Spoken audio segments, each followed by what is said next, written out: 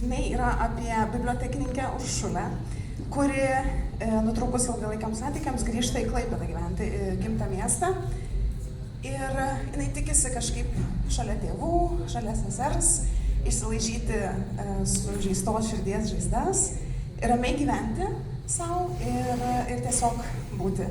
Bet nauja darbovietė bibliotekoje, nauji kolegos, nauji pažįstami, draugai, šeimos reikalavimai labai įsuka ją į verpetą tokį nerimo ir visa knyga ir sukasi iš tikrųjų apie jos gyvenimą, bandymą iš naujo pritapti prie miesto. Vienas iš kabliukų, kuris užsuka siužetą, yra tai, kad jinai gauna kvietimą į vestuves, kuriuose dalyvaus ir jos buvęs.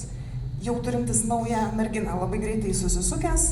Ir šituo aš kaip ir atiduodu tokią pagarbą romantiniam komedijom, kur dažnai tai būna, kažkas atsitinka, yra šansas susitikti su buvusiu, bet čia aš kažkaip apverčiu truputį aukštyn kojom ir vietoj to, kad Uršuliai rūpėtų, ką tas buvęs manys, ar kaip jinai jam pasirodys, ar kaip pasirodys kitom moterim, jai svarbiau vidinis augimas, čia jau sukasi skaidrės šiek tiek.